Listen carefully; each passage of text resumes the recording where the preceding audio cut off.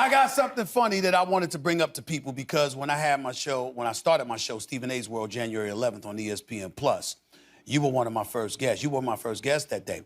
And I asked you about the Lakers and I brought up the Clippers. And I wanted the audience to see what you had to say in response to that. Could y'all play that, please? Was there at any point where you're nervous about it? Laker to a Clipper, man, I can't be faded. Come on, man, we talking about the Clippers, the team that has 0 banners, that are the opening night champions for 14 years straight, have no banners, no nothing. So,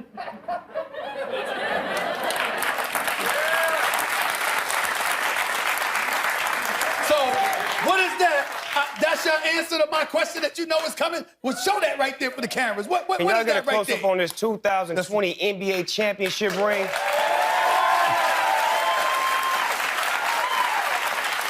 Yeah. Oh, yeah, fit for a king. How long? Officially part of Laker Nation, Melo signed a 1-year free agent deal with the Lakers, joining, of course, his longtime friend LeBron James in the purple and gold. And yesterday, he talked about how it all came together. Take a listen. You know, I was with Bron a couple times, and I'm sure everybody thought we was talking about it, but we never had no conversation about it. You know, it's Bron came to me one time and just said, yo, the time is now. Like, I want you. We got to make this happen. And, you know, I took that information and took that, you know, that dialogue and took my time with it. I mean, most people would say we should have got together years ago or early in our career, but we was in two different lanes. We was in 2 different paths. We was on 2 different paths. And, you know, everything come full circle. All right, so Stephen A. Melo says this was just the right time for it. Do you think this is the right roster for it, though? Do you think that this team, as it's constructed, can win a championship? I think they could. I wouldn't say they're my favorites. I'm still going to go with Brooklyn. But when you acquire Malik Monk, Kendrick Nunn, Wayne Ellington, and Carmelo Anthony to pair with the big 3, I don't have a problem with that. That's a team that can win the championship. Obviously, I'm going to still give a team like Brooklyn an edge, but I'm not going to look at the Los Angeles Lakers and say I definitively see a team in the Western Conference that can knock them off or that there's no way in hell they can win a championship. I certainly wouldn't say that. Well, I just feel like they're built for the postseason, right? And when you look at a team like the Los Angeles Lakers with the veteran leadership, you got guys like Trevor Ariza, LeBron James, Dwight Howard that knows what it takes. And when you have a group of veterans that join together collectively, the word sacrifice comes to mind. And each one of those guys know that they have one goal, and that's to win the championship. And in the 7-game series, you have 4 guys that are capable of going for 30+, meaning carrying the load. That includes LeBron James, Russell Westbrook, Anthony Davis, and even Melo. And the reason that the time is now is because Melo finally has embraced the role of being who he is at this stage of his career. And that's a guy that comes in off the bench and be a spark, a 6-man type guy that's going to give 15-6. Welcome back to The Jump. I'm Rachel Nichols, still with NBA champ Matt Barnes, Hall of Famer Jackie McMullen. We wanted to take a deeper dive, guys, into the new look Lakers with that fabulous game we call Jump Ball Lakers Edition. All right, first, who will average more assists next season? Russ or LeBron. In each of the last 4 seasons, just a little background here, either Russ or LeBron have led the NBA in assists, but now they're teammates, Matt. So who's going to get it this next year? I think it'll be LeBron only because he needs these younger guys who are younger than him to kind of carry the load throughout the season. You know, this is going to be a marathon for this team. I think they know it. Although most guys will defer to LeBron, I see LeBron leading this team in assists because he's going to need these guys throughout the regular season. All right, I'm going to go the other way. I'm going to go Russ.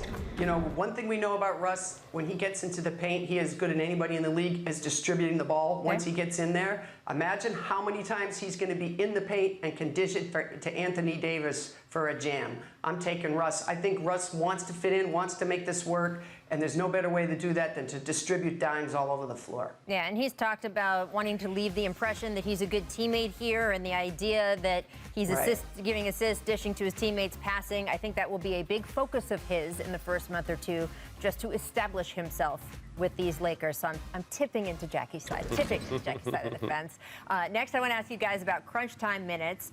Do you think that the Lakers vets or their youth will end up being used more in crunch time? Because the Lakers did, of course, add several veterans. You've seen all the headlines and ages and graphs and charts. Carmelo Anthony, Dwight Howard, Trevor Ariza. But they did also add some youth guys. The backcourt, Kendrick Nunn, Malik Monk was just a huge steal for them. They re-signed Talen Horton-Tucker, who, of course, they've invested a ton in over the years. So, Matt, when we get to the end of games, particularly in the playoffs, who do you think will get the bulk of the minutes, the older vets or the future? It's going to be depending on injury and then how the younger players play throughout the season. I mean, you know, as an older player, you understand it's not really about who starts the game, it's about who finishes the game. That's who the coach trusts the most. So, I mean, that's going to depend on a lot of injuries and then the development of these younger guys, which I think the younger guys are going to be called upon a lot this year because this team is a little older. Again, if this is the team they had 10 years ago, we'd be talking about this is one of the greatest teams ever put together. But this team is a little bit older. I'm not holding that against them. I just think it's going to take their youth is going to get a good run and a great experience during the regular season, and hopefully that'll bode well for them in the playoffs. Well, so here's the question. If the youth gets that good run, can they be consistent?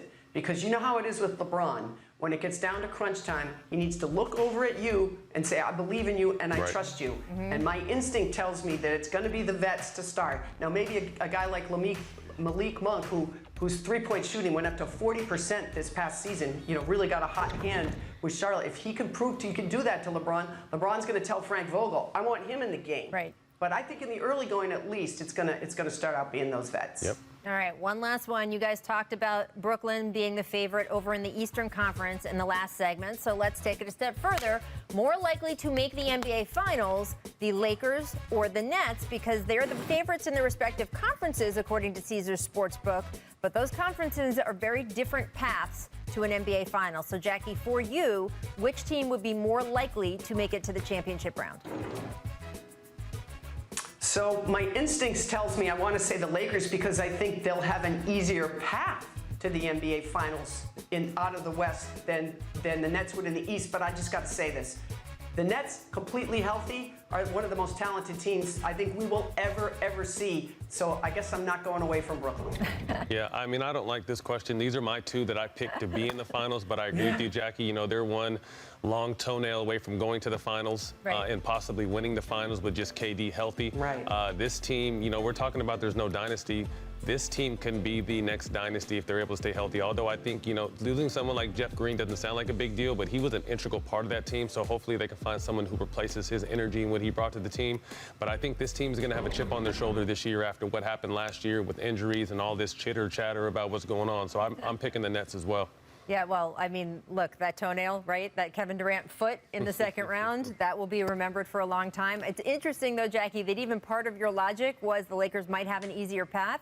That kind of answers the question from the previous segment about how strong the East is this year versus the West, because we just wouldn't have said easier path in the West. No. In the Nets on Christmas Day. What are your expectations for that game from a league perspective?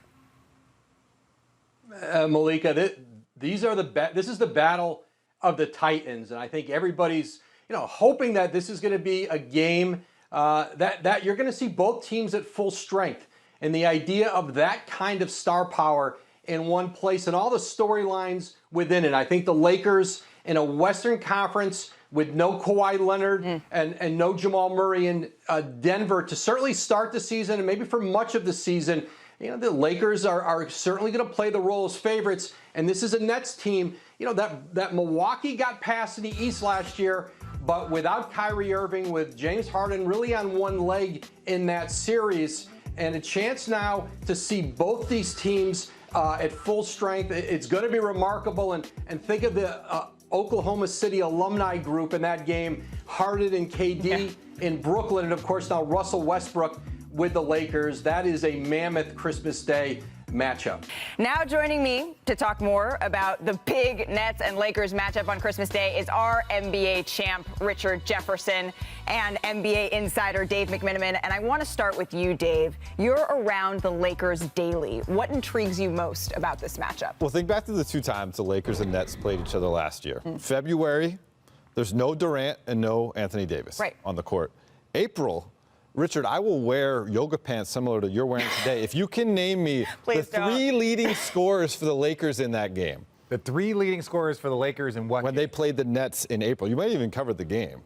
Zero chance. Let's see. Kyle Kuzma, Alex Caruso. Yeah, I'll stop you there. You're along the right lines, though. Andre Drummond, no longer a Laker. Dennis Schroeder, no longer a Laker. Drummond was a Laker? And Ben McLemore, no longer a Laker. So in that game, no LeBron, no AD, no Harden. So the fact that we can actually see what these teams are supposed to look like with the sprinkled in new pieces in a Patty Mills, with Carmelo Anthony, Russell Westbrook, obviously, to me, that's the reason you tune in. You get to see what these teams actually look like. Yeah, no, I think it's going to be exciting. Those are one of the games. Every time you look at the Christmas Day schedule, it's always one, maybe two games that you really look forward to. And I think this is the game that people were probably looking forward to last year. And even like, oh, okay, well, these will be the teams that we'll see in the postseason. It'll be Nets, possibly Lakers. And so I think now to get both teams in a position, and I think the key thing is, are they all going to be healthy at that time? That's going to be the most important thing. But it's going to be fun. When you get the best players, when you get the best teams on Christmas Day, that's just a basketball player's dream, and it's a basketball fan's dream, so I'm excited to watch. Well, this is certainly one of the games you're going to be taking a break from eating your pancakes. If you're a really, really late riser, if you're having breakfast for dinner, this is going to be one of the games you're going to tune into because, in part, of some of those big three parts that they have. So, Richard, how would you assess that Nets big three versus the Lakers big three that they've now put together? Well, again, it's so difficult to really talk about both teams. I think the Lakers team, I think Russell Westbrook helps them in the 82. In those 82 games, we know that Russell is a monster, and it's going to come down to how well they can mesh over the 16, and that's the journey to win a championship. With the Brooklyn Nets, I think they mesh perfectly, and I think when you add guys like Patty Mills to that bench, you re-sign Blake Griffin, you bring back Bruce Brown, I think their bench is filling out extremely nicely. Now, when you look at the Nets, I know they added Monk, or when you talk about the Lakers, you added Monk, you added some other guys, but I think the biggest question, one, I think is going to be health for the Brooklyn Nets, and with the Lakers, I think is going to be three-point shooting in the postseason, not necessarily over the course of the regular season. And Frank Vogel said this is going to be a fast-breaking group next year with LeBron and Russell, and that sounds great because both those guys in the open court are incredible, and they're the two last assist leaders that the NBA has, but in order to do that, you got to get steals and deflections and defensive rebounds. You sent out your two best perimeter defenders in Alex Caruso and Kentavious Caldwell-Pope. Who's going to fill those spots in order to allow LeBron and Russell Westbrook to play that style? And that, to me, is the biggest question for the Lakers. Well, really quickly, the one thing I will say to add to your point is kind of Bron, maybe not as much, but Russell Westbrook, they're both still one-man fast breaks. Yes. So now you have two of them that could be passing it off, dropping, because you know they can pass, you know they can run. Right. So, but the offense starts with a stop. So you got to get the stop first. You're not going to inbound under the basket and have a fast break. It doesn't work that way. It doesn't work that way. Oh, we're already at the point in the show where Richard's making that face. So we know, Richard, right, that when the Nets played together, when their big three played together, they didn't get that much time together. But when they did, they were 11-3 in the postseason combined with the regular season.